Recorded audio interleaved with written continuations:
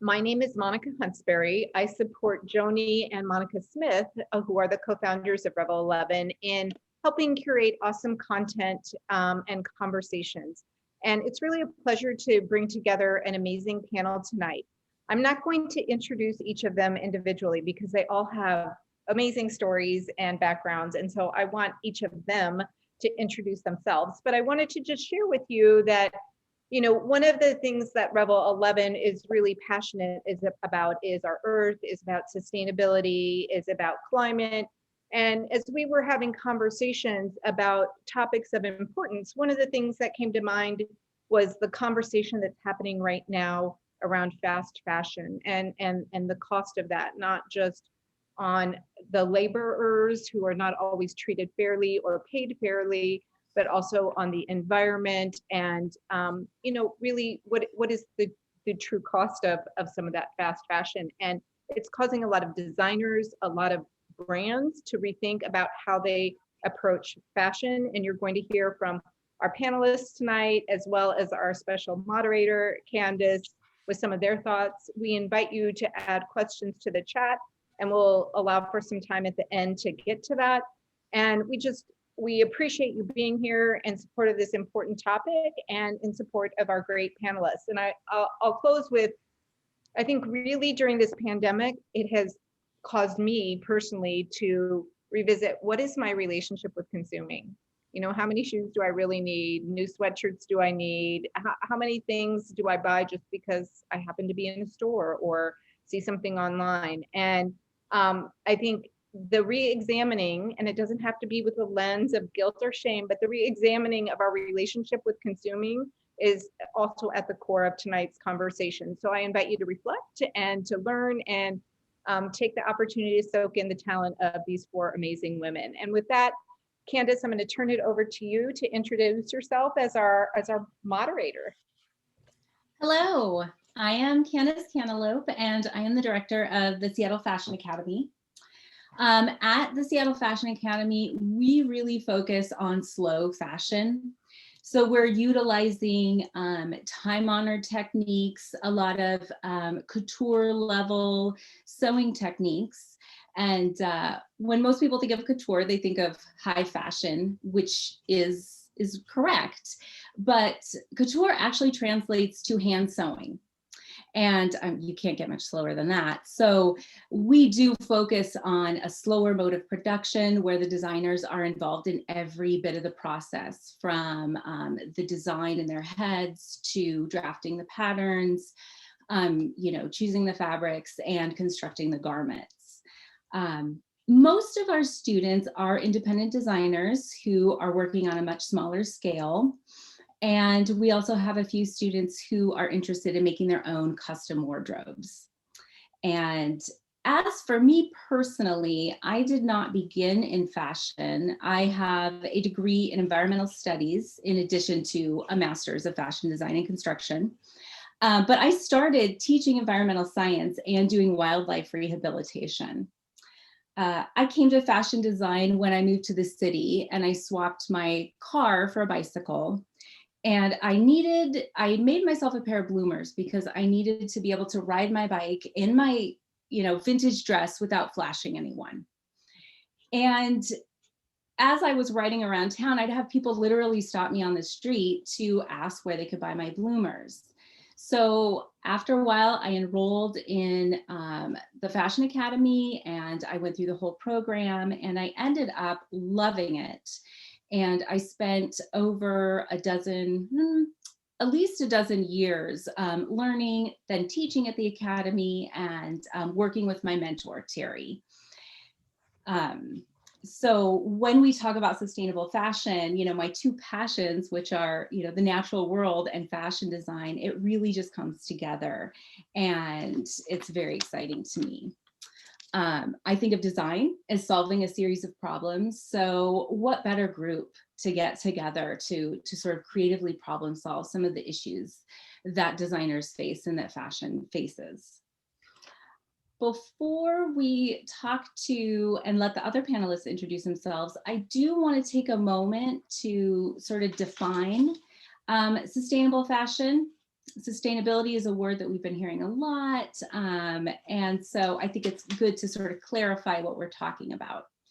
So to me, sustainable fashion is something that takes into account the environmental, the social, and the economic toll of production. So you're looking from raw materials all the way to disposal. And so there's three areas, or you may have heard some people say there are three pillars of sustainability that we need to address or that we need to look at. So there's the social toll, human rights. A lot of us have been learning a lot about that. The environmental toll, so raw material manufacturing, the energy that's being used throughout the entire process in production and manufacture and transport. And then also the economic pillar. So does it provide a living wage for people who are in the industry?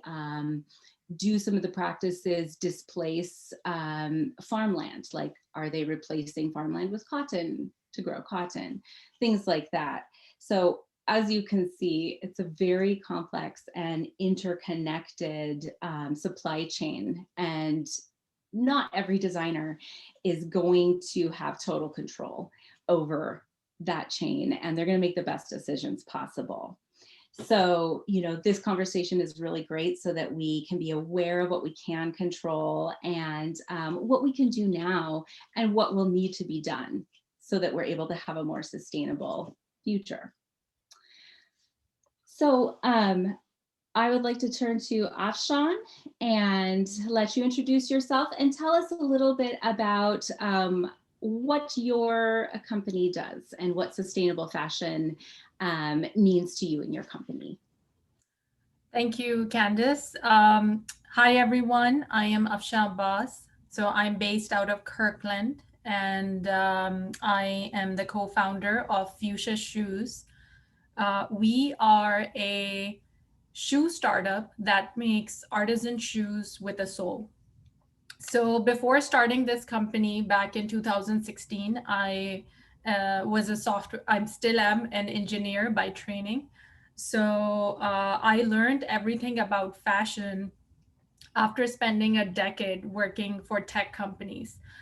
And my story kind of started off with, you know, like I was traveling a lot and I was meeting this indigenous groups of artisans all over the different countries I was traveling. And I came you know, I found out that even though it's you know, like we live in this world where, you know, fast fashion is getting popular, and you know, like we are the brands are constantly competing on pricing and everything. If you look at the other side of the world where and the value of indigenous arts and crafts, it's also a $30 billion business industry overall. But it really boggled my mind that despite of that, these artisans would struggle in the local markets. And they were constantly competing with mass-produced goods in their local markets, and you know, like the value of that handmade and handcrafted items was just kind of diminishing. When I talk about indigenous artisans, I'm talking about like third, fourth, fifth generation craftspeople. So I am originally from Pakistan. So that's where I kind of saw the opportunity the most. And, you know, like I was very close to this market. And I set out to solve that problem, that, you know, how can I connect the two worlds where, you know, there's sustainability in fashion is becoming a trend and it's on the rise and there's a lot of demand. But on the other side, in the developing countries, you know, there's these artisans cannot connect with this market. So I set out with this idea of building a marketplace, that how can I connect the dots together? But very quickly we pivoted to this one product, which was shoes for us. Little did I know that shoes was such a complicated product to get it right with the sizing, with fitting, and, you know, like with consistency when you are producing it on scale. We just decided to focus on shoes, just on one product, and get it right. So, you know, we are really focused on the fit, quality, and comfort. So our shoes, fast forward in like 4.5 years, we have sold like more than 20,000 shoes so far that were all artisan made. Fuchsia Shoes are not produced in factories. They're not mass produced in factories, but they are made by some of our artisans are actually working from home, creating handmade embroideries, mostly like women artisans like these. And we basically, like work with 6 different types of artisans on different parts of the shoes. We bring it together into our artisan production facilities. That's what we call it, where the shoe is getting assembled. And we don't carry any stock or inventory. So our customers will have to wait for their shoes to arrive from anywhere from 2 to 4 weeks. That's how we have optimized the whole supply chain. So the product is manufactured in Pakistan in real time, and then it's shipped to, most of our customers are in US. That's where it's shipped to in that 2 to 4 weeks. And we are providing our customers updates on how the shoes are made, who are the artisans who worked on it, and small little details that really matter and give you an opportunity to look beyond the label and see who are these real people working on producing their shoes or your shoes. As far as the sustainability is concerned, our focus is really on social justice aspect. The artisans that work on creating our shoes takes home 3x more than what they were making in the local markets before. And that's what what we have really moved for them is the needle that, like, how are we creating economic opportunities for these socially marginalized artisans? And like, we have so much demand right now for our shoes, we just cannot create enough shoes. So I'm working on expanding this supply chain and, like, growing the supply chain capacities right now. Great, thank you so much. And I also love the idea of you not making a lot of things to try to sell it, but sort of on demand. It really cuts on some of that waste. And I think even little things like that can make a big difference. So now let's hear from Shona. You tell us a little bit about you and what sustainable fashion means to you. Hi, everyone. Thanks for joining tonight. My name's Shona Quinn, and I work at Eileen Fisher, a women's clothing company. And just a little bit about my journey, and then I'll touch on Eileen Fisher. For me, I've always loved the idea of creative expression through clothing. And I've had a 30-year career in the fashion industry. Half of that time was spent with a lot of different brands, and the other half was spent with Eileen Fisher. And the shift for me was getting close to those first 15 years. At the end of those first 15 years, I got to see a lot. I traveled a lot. I was like, oh, designing something beautiful is one thing. Designing it in a way that doesn't impact people or planet is a lot more complicated. So I went back to school and got a degree in industrial ecology and came back into the industry with a different mindset. And I've been with Eileen Fisher ever since. And for those of you that aren't familiar with Eileen Fisher, we're a privately held company. It's a design company. It's 40% owned by the employees. Eileen is an actual person and is our CEO of the company. And we're also a benefit corporation. If you're not familiar with that term, it's basically a business that places value on creating positive impact for society and the environment, in addition to making a profit. So we're thinking, back to what Candace was saying earlier, that triple bottom line of people, planet, profit. And the only other thing I'd mention about Eileen Fisher is we're really intentional about the design. They're very simple shapes, made to last, always comfortable.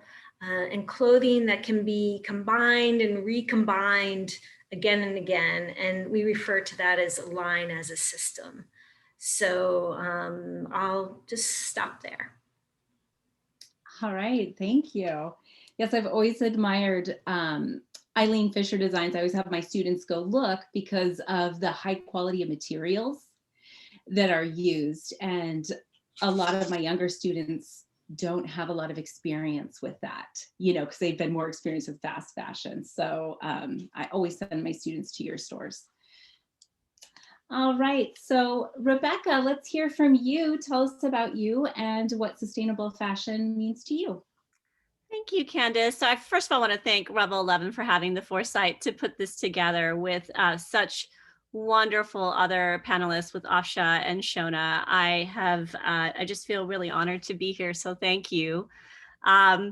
Just a little bit about me. I, like Shona, have 35 plus years in fashion and have done everything imaginable. It is a family legacy. My mom has her master's in clothing and textiles, so it really has been part of my essence since I can remember. So starting my first company at 19 in Seattle, that was fashion related, up to now landing in Brooklyn, I've done everything from fashion styling to costume and television, costume design and television and film, and personal styling, which a lot of my clients I think are on tonight, which is amazing. And really, I really love it now because I'm actually being able to share my knowledge with students at FIT. So it's just been a really lovely career in something that I'm very passionate about. But along with that passion has been my passion for sustainability. And when I started 21 years ago in this sustainability forum, there was a very confusing conversation, and it still continues to be. So I am the co-founder of Sustainable Style Foundation, which we started back in 2003, and then closed our doors in 2014, thinking everything was fine and realizing that really actually things weren't really that great. And now the 2.0 version of SSF, is lovingly called, is ASAP. And we're doing very similar things at ASAP, where we basically, Candace, it was wonderful to hear you talk about the 3 pillars of sustainability, because that's essentially what we are doing. But taking what we started with Sustainable Style Foundation, we educate and inspire consumers into faster adoption of sustainable choices and making them accessible and focusing on good design. That's what Eileen Fisher with SSF, with Sustainable Style Foundation, was always, we were huge proponents of Eileen Fisher, often highlighted what she was doing and they were doing as a company. But we really want to positively influence brand practices and using those 3 pillars of sustainability. So that's what I do in my spare time. And then back to how what sustainable fashion means to me in the context of being a costume designer and stylist and personal stylist. There's these, it's a very cerebral approach. It's, the concept that I do, and I'll focus in on my personal styling more so, is really kind of considering the brands that I bring to my clients. Very, very thoughtful. Most of my clients have been hearing this for now 20 some years about sustainability, about let's think about longevity and quality over quantity, sort of a real, that kind of approach. And then also some of the things that we don't think about is having a good fit. If your garment fits you well, you're going to wear it, you're going to love it, and it's actually going to be a piece that stays in your wardrobe longer. So the thing with fast fashion is those things are ill-fitting, and again, the fabrics aren't great. And so these are the kinds of things that I do with my clients, and sort of teach them as I go. It's a real thoughtful approach. So again, I feel sustainability is really just old school. It really, the approach is thinking about what our grandparents did, so, and again, the conundrum that that I think Monica mentioned is that we do live in this consumer-based society. And so, and again, my livelihood is based on that. So how can we thoughtfully approach consumption, both with what I do as a personal stylist, as a costume designer, and also what we're doing at ASAP as sustainable as possible? Thank you so much, Rebecca. And that's perfect as you're talking about fast fashion and sort of some of the negative impacts of it. I would like to hear from Afshan about, what are your thoughts on some of the negative impacts of fast fashion that go beyond the waste stream? Yeah, so I think with the, there was this one fact that, I came across with the amount of waste an average American family would produce every year is like almost equal to like 2 suitcases. Actually, each person is equal to like 2 suitcases that goes in the landfills. I think that's a lot, given that's like annually, and and I am actually guilty of that. When I was in college, growing up, I was addicted to fashion. I loved buying clothes, and I love buying a lot of clothes, and I have done it, but it's not until when you start realizing and I believe also 15 years ago, the conversation, there was not a lot of knowledge around that, right? Like nobody kind of think, oh, this is going to be the impact of why this t-shirt costs like $10 or $5, or I can buy 10 of those, but nobody asked that question. So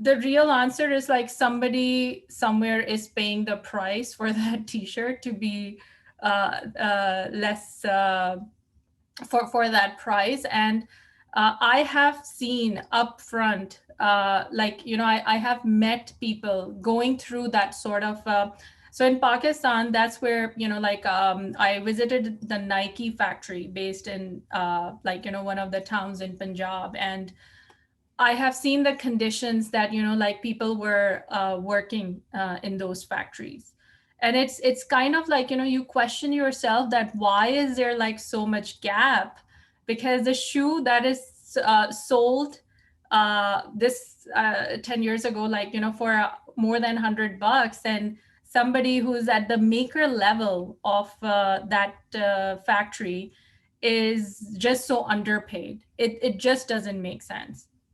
So for me, it was kind of like going through that whole process, being part of the system, and then learning how and seeing all of those examples up close is really what hit resonated with me, that okay, I have to do something about it. Obviously, I think the impacts and the negatives are a lot, and even in, I think in last 5 years working in Pakistan, and going to visiting certain factories, shoe factories in Pakistan, I have seen how these factories have grown from how they used to be and what they are now. So everybody is getting conscious, these factories are getting conscious that what they do and what type of business practices and ethical practices that you can see that pressure on these factories, which is great, because now they have started taking care of their workers, and they have some kind of accountability in practice.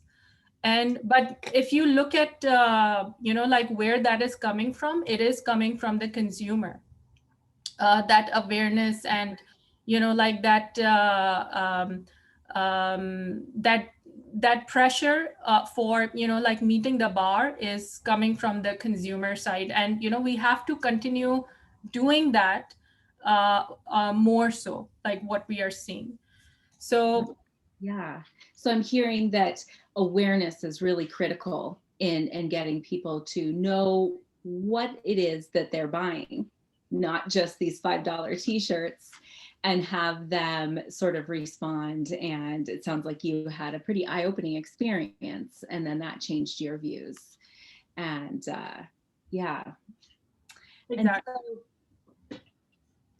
And so let's see, Shona, if you could speak to us a little bit about sort of the negative impacts of fast fashion beyond sort of that waste stream of what you see in fast fashion. Yeah, well, just to add on what was already shared, I think to hit a different subject, we can think about the land use. We don't necessarily go as far back as the forest or the farm or the fields, but you know, if it's a natural fibers product, that's where it's coming from. If it's synthetic, it's coming from an oil rig probably, unless it's recycled and coming from plastic bottles or something. But yeah, you know, how are the trees being cut down for the rayon or viscose product that you're buying? How is that cotton being grown? How are the workers in the fields being treated? What's happening with the ranches where the animals are being raised for the wool or the cashmere, and what's happening to the land use where those animals are being raised. So there's a lot of interesting, deep, inspiring work happening at the farm level, in the same way that it happens for food. You know, it's kind of food and fiber go together. We don't really think about clothing being connected to food, but you know, in many respects, you can do that. I think another place you can go on this idea of the negative impact is just to your point, Candace, earlier about that conscious choice piece. You know, as consumers, that we just become more aware of stuff. This happened to me the other night. Like I have my iPad, I'm scrolling through, looking at the news and just going down to see what the different news headlines are. And it just shows, oh, here's an article about, look at all these different leggings, you know, and then like 2 seconds later, I'm on a different website getting ready to buy a pair of leggings. I'm like, wait a minute, how did that happen? You know, and it's just the advertising of products.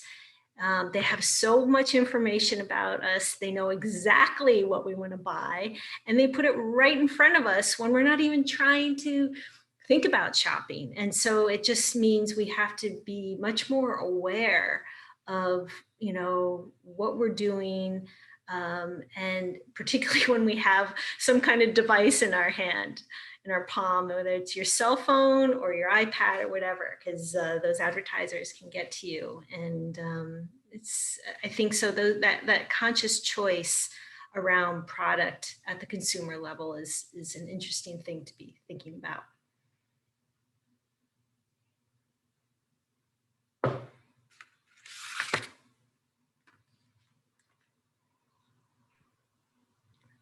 Well, I'm gonna jump in really quick. I don't know, Candace, if that's okay. It just seems like, you know, one of the things that we are doing at ASAP, because I'm going to say that because we've talked about that education. Both Afshan and Shona have talked about the education, and at ASAP, that's really what we're doing. We're curating these choices so that it makes it really easy for a consumer to look at the attributes of something and also educating them. One thing I want to say about fast fashion, I'm just going to jump in. One of the things I teach on all levels, both with anybody that are my students or with sustainability, is that anything that's good, well designed, good design is intrinsically sustainable. So that's one thing also, that if you don't have an expert eye on anything that's sustainable, you can actually just look at, you know, how are these threads coming together? And, you know, the example that Shona gave, that she sends her students to Eileen Fisher to see how a well constructed garment and great fabrics look. That essentially is your layperson's easy look at how this is not sustainable. It's a very easy, that if it's well designed, it's intrinsically going to be sustainable. So thought I'd just jump in while there was the opportunity. I'm glad you jumped in, Rebecca, and I agree. I think you guys all shared great content around that. Again, that self-reflection about how I can make a difference, and then kind of the view that you have based on your experience. And I especially love what you said as a stylist, because I do think about the pieces that we have in our closet that we love, and it is when they fit well. And I like what Shona said about how brand can build on those same pieces versus, you know, you're buying a piece here, buying a piece there, and then wondering why I have so much and nothing matches. So I know we can all relate to that.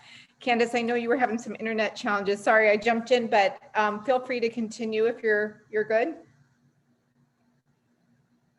I can't. Yeah, I'm kind of in and out a little bit, but doing my best to be. I can hear you. Okay.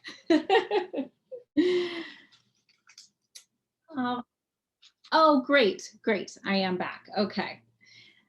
I heard some of that. I wish I would have heard more of it, but the internet has other ideas for me. So Afshan, I'm wondering, what have you learned about consumers who are seeking sustainable products, and how have you integrated that into your business? So consumers who are seeking sustainable products, the number one thing that we are seeing, so we have more than 20,000 customers at this point. And, you know, like we put together a survey that was, you know, like we have around 1,000 responses from there. That's where we asked, okay, you know, why did you buy this product from us? Like shoes is a very saturated space, right? Like if you're trying to go buy a pair of flats for yourself, you'll think of like 10 other brands that you might have seen, or, you know, you might have come across, or you already, you know, like might be eyeing that. So it was very important question for us, because we founded the company based on the very principle that, you know, sustainability matters, and we want to keep that at the core of our mission and the product. But the number one thing that, you know, we heard, the top thing that we heard from our 1,000 surveys was the design and the colors of our shoes. So I think we have, so when you buy a pair of Fuchsias, it's a product that's very, it's a shoe that is very popular in South Asia. And we took that shoe and we evolved it to a very good quality. We made it functional. We added like padding, so that made the shoe comfortable for all day wear. And we used really high quality, sustainable raw material, like recycled material that we are using to create a pair of shoes that will last you years to come, instead of like a fast fashion product. Now, so the number one thing that, you know, was really stood out for us was the quality, the comfort, and the colors, the design and the colors of the shoes. And then there were definitely, you know, like 20% of people came and said, you know, we bought the shoes because we wanted to support the artisans. And, you know, like that sustainability mission that, that we really talk about. But that was, surprisingly, it was just 20% of the people, comparatively to, you know, 80% that bought the product for, you know, the product itself. So, you know, like I do think there's a lot of education that needs to go behind that. Okay, why you, like, consumers should give a shot to sustainable brands still. So there's a lot of knowledge gap that still exists. I see.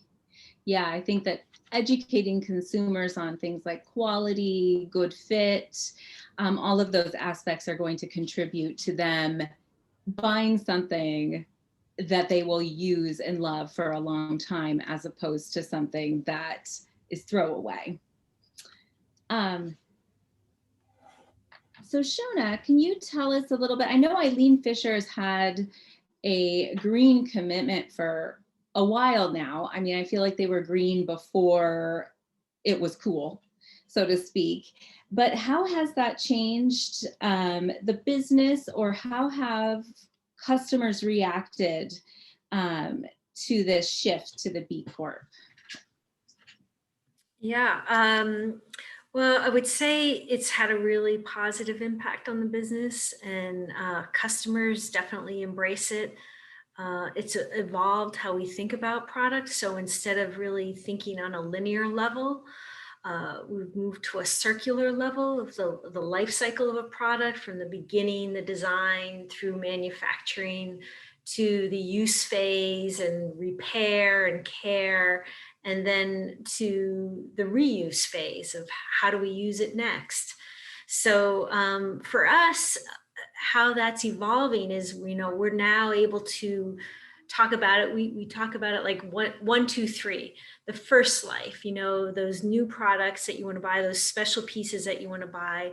The second life is the gently used clothing that maybe if you want to purchase an Eileen Fisher piece, but you can't quite hit that higher price tag, you can buy Renew product. And or if it's not good enough to resell, then we can turn it into something else. And one of those things, one of our projects is called Waste No More. And we're felting the product, taking the old clothes and putting them through a felting machine and making bags and different home products, wall art. And so it's kind of cool that, to be thinking about how we sell product in a different way, and how it attracts different customers potentially. So it's been good.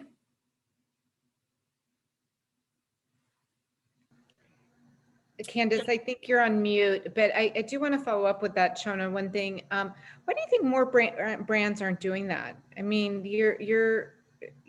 there's not many. Yeah, they're coming along though. I think they know, as far as the customer is concerned, you guys are all here. I mean, she understands the environmental challenges we have right now, and she wants to do something about it. She's motivated.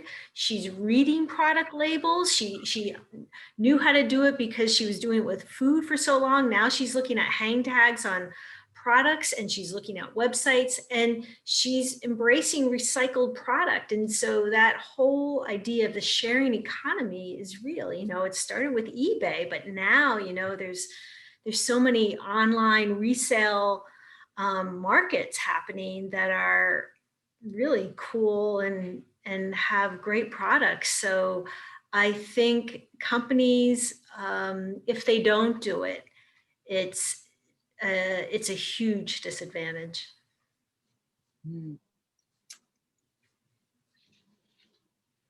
So Rebecca, I'm wondering if you have any thoughts on where this trend is going towards more, I think you were talking about circular design as opposed to linear, since it seems like if you're a stylist and you are kind of working a little more directly with the consumer, what ways have they become, or has your clientele become more aware of sustainability and circular kinds of modes of production? Sure. Well, they've become aware because of me, quite frankly. I mean, most of my clients, it's just what I ooze out, and they, get tired of it sometimes, I'm sure. But, and also I've been practicing this with them for 20 years. So we do a whole circular concept with, we do seasonal wardrobe, closet cleanouts, and I make sure, I call it Garanimals. It's like Garanimals for adults, and I'm aging myself when I say that, but that's basically how everything sort of matches and kind of goes together, and that builds over time. And it's, Shona had a term for it that I'm forgetting now. But basically, sort of that kind of concept. And also certainly media is helping both in the news as well as entertainment. There's a lot of storylines and scripts that include sustainability. And I think, at SSF, we talked about popular culture sort of helping further the cause for sustainability. And I think that really helps because obviously we are now captive with our streaming services. And there's documentaries out there. If you just go on YouTube, the one thing that I will say is that the cautionary tale of, the greenwashing and the labels that are put out there of people that say that they're sustainable, but truly aren't maybe. So there's just a bit of that. I was going to go back, though, to say that one of the things that I know that is very important is taking it from a company level down to their stakeholders, so their employees, and down to the floor. Now, right now, obviously, people are shopping differently. But one of the things that we always encouraged at Sustainable Style Foundation and also carrying forward with as sustainable as possible is really encouraging the companies to educate their stakeholders so that when a customer comes in, they can be, wow, did you see this really cool organic cotton piece? We're very excited about it. And have all the speaking points so that a customer can understand what they're buying. Because I think that is often the disconnect. It's, the onus is put on the consumer, but that's a lot. They're overwhelmed. So a nice balance with, having that salesperson on the floor and having that company culture be able to speak to that. Now, with the internet and Instagram and all that we have now, some of the smaller designers can do that. But a lot of consumers just walk into a department store and they may not know that. So there is, I believe that there needs to be sort of a balance with that. And you also mentioned, Rebecca, I think greenwashing, that term. Yes. And so if we could just kind of maybe speak to that a tiny bit, if some of us are not as familiar with greenwashing. Of course. So, the past 20 years, we used to talk about going green. Green is the new black, eco warrior. There was a lot of that. So before sustainability, the word was green and it meant more environmental. And so what happened with that is from a marketing point of view, a lot of companies sort of jumped on that bandwagon and maybe said that they were green or and or eco and maybe weren't quite. And so the same thing has happened with sustainability. That is also a situation that's happening where often people will say that they're sustainable, but they don't have, for instance, like Eileen Fisher, a B Corp status behind them and all that. And that's a lot for consumers. So again, our solution at ASAP is we're a trusted source. We vetted it. We've vetted and we're really researching to make sure that company is indeed backing up what they say. So that's basically what greenwashing is. It's just using it as a marketing ploy. Right, like H&M saying that they have a green line or circular fashion, but really it's only about less than 1% of the total output. Right, and we want to applaud companies like that are, even though we wish it was more, we want to reward that good behavior with applause instead of, we want to reward that good behavior. I mean, it's great that they're trying. We want them to do more, but it's great that they have at least a little bit. Thank you. You're welcome. So, Afshan, I'm wondering what sort of challenges you face when you're introducing some of the new products, like how you're sourcing some of the materials and how difficult that might be for you to see sort of some of that supply chain and make those decisions. Yeah. So for us, we are sourcing everything locally right now. And what we look for is basically, so we make a lot of leather shoes, and leather industry is notorious for a lot of exploitation for, like generating toxic material. And so when we look for leather, we are going to like meat factories that are producing leather as a byproduct. So our leather is not chemically treated. We are using the most like, basic version of leather with vegetable tanning procedure. The most difficult thing for us so far has been procurement of that on its scale. Obviously, like, we have a startup, we are a startup, so we have some limitations where we cannot, we can procure raw material in some kind of limited capacity. And during the pandemic, it has just made that sourcing process for us more difficult with all supply chain disruptions and just that raw material, just vanishing from the market.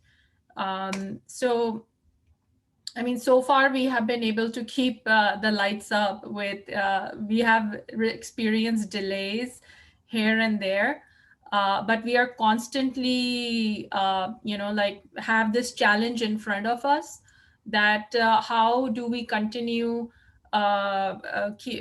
acquiring that material in the most ethical form without being too destructive for the environment. So another thing that we look for is, I have started working with this new factory in Pakistan that makes polyester, recycled polyester fabric. So they have been doing a lot of, so they take out material from the landfills, and they have this process of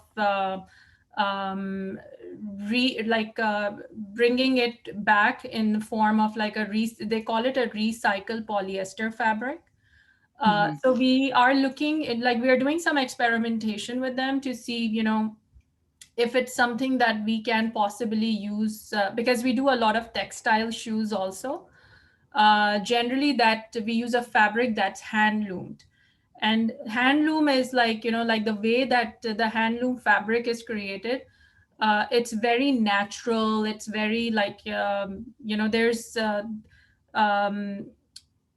there's not a lot of toxic that or chemicals that goes in producing that fabric. That's all handmade. So if it's something that, will resonate with us and will work for our shoes, using into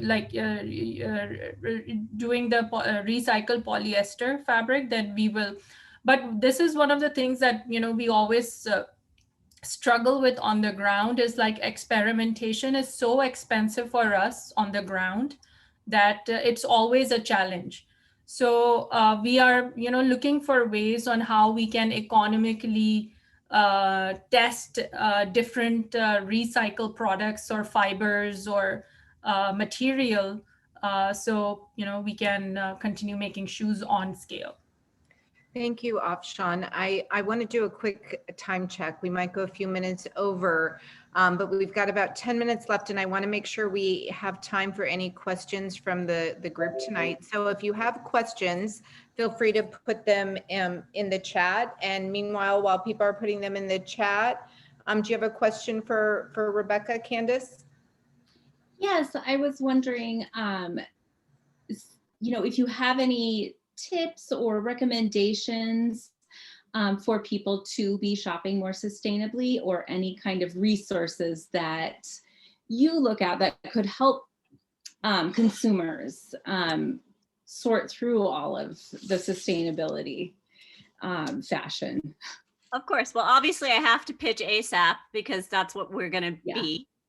So, if you aren't following us on Instagram, we haven't officially launched yet. We are in our beta phase soon, but we are posting resources on Instagram. So follow us it's at BASAP now. Be as sustainable as possible now. BASAP now. So I have to pitch that. But beyond that, I think I saw in the chat, and this will answer the question. I saw in the chat how can you tell if a company's greenwashing? I think somebody asked that question. And this answers this too. You kind of have to do the research. So if somebody says they're green, go into their about page, see what they're saying, check their garments to make sure and see where they're made. If they're made overseas, really that's a sign that maybe something may not be quite right. So, check into their about page, and a lot of corporations will have, if they are doing things correctly, they'll have a page about their sustainability statement. So they'll be very transparent about it if they are truly doing everything right, because they're excited about it. So that's one way to do that. It's a bit more work. It's definitely a bit more work if you do want to look for something sustainable, or, if you trust, somebody at your store or whatever, ask those questions, and that might either, if they're not carrying something sustainable, that might be the impetus for them to do so. I know that if you're in Seattle, Nordstrom is doing a really good job at trying to find options that are sustainable and speaking to the transparency of all those. Of course, Eileen Fisher is in Seattle. So there are several companies that are doing it, but it really is a time, you do have to take the time to research. Hopefully I answered the question. That's helpful. Shona, if anyone that's listening tonight is interested in pursuing a career in fashion or exploring, fashion creation, manufacturing, do you have any go-to resources, favorite books, anything that you recommend for people just curious about fashion and learning more? And I'm sorry, I think you're on mute still, Shona. And I know I didn't give you this question in advance, so if you don't, I hate to put you on the spot, but I thought you might. No, and Rebecca, if you have any thoughts, please jump in, since you're at FIT now. There's so many different resources on Google now, like to research this, even going on TED Talks to listen to someone talking about it. I'm kind of drawing a blank. I mean, I would say we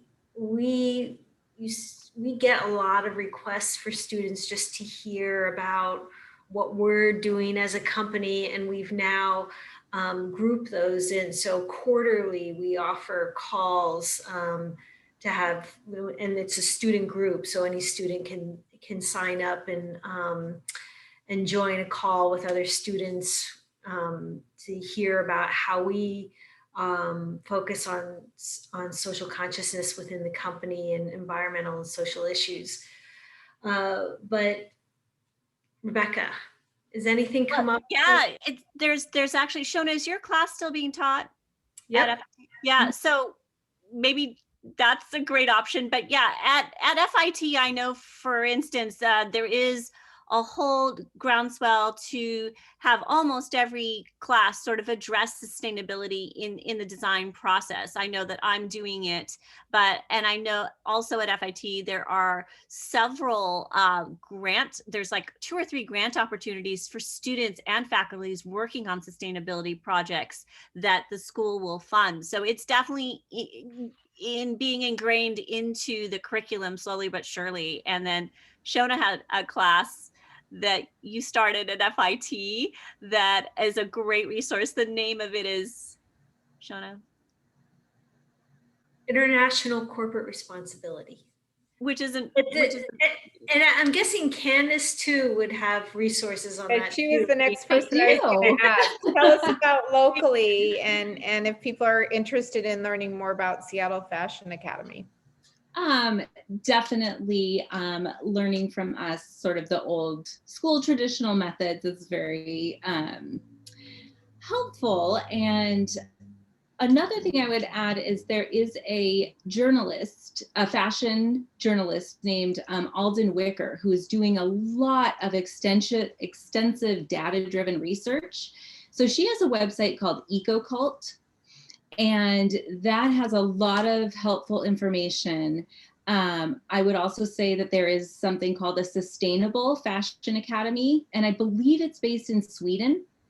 But their website has a ton of resources and information. And again, something that's very data driven. And there's a lot for professional and then just sort of the general public. For professional designers, there's also Eco Textile News.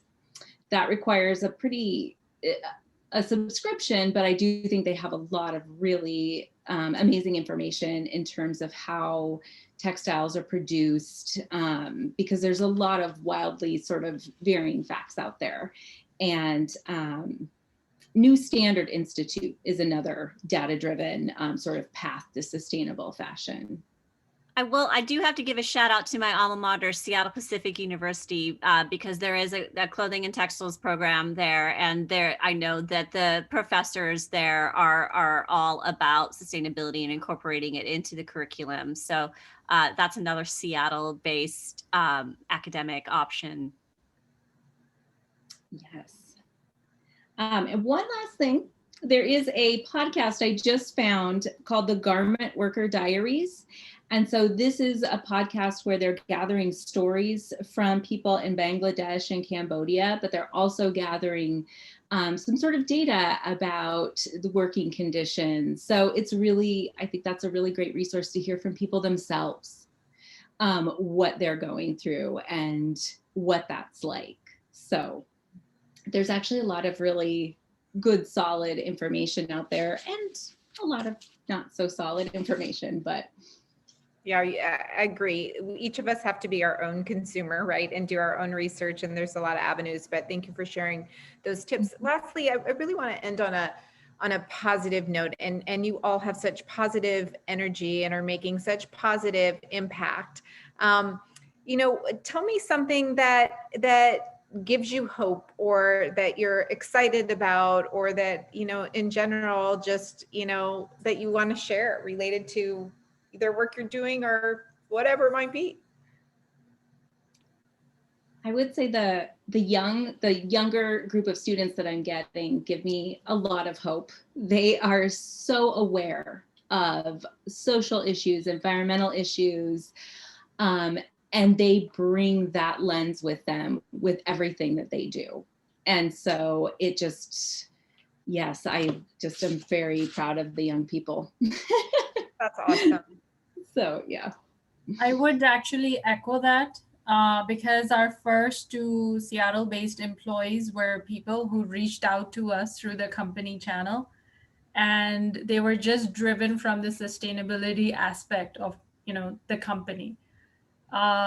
So totally, like they're in their 20s and they were just like fresh grads, and that's what they were. So super proud of that. That's great. Rebecca? I would say the same thing. It's been incredible to be at FIT and see the students and the youth, and then also with ASAP and all of my projects that I work on. The youth is pretty incredible. But I will say too, what gives me hope is the fact that there's positive news about the progress we can make in the world right now. And, so I feel as if even today with a new cabinet choice and things like that are happening. And I definitely feel as if that brings me hope, and I get very excited about it. And it's 9 o'clock. The last thing I will say is, in the research that we've been doing at ASAP, we're blown away by how many great companies there are out there, and we're just so excited to share because there's incredible work being done in the world. So that also gives me hope. Mm-hmm. Shona? Yeah, all of the above, and I guess to that idea of the voice of the young and how they're organizing on all sorts of different issues is very inspiring, particularly when one of the leaders is a 16-year-old girl, Greta Thunberg, but also the growing movement of just this new wave of customers that are educated and they understand that they have a choice and that their vote counts with how they spend their money. and they're realizing that, and that's awesome.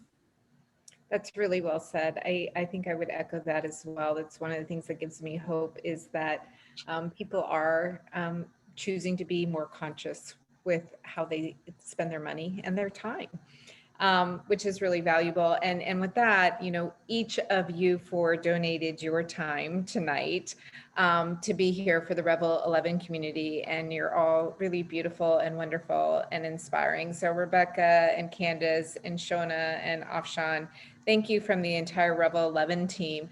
I'm going to turn it over to the other Monica Smith, the co-founder, to talk about what's up and coming with RevelEleven.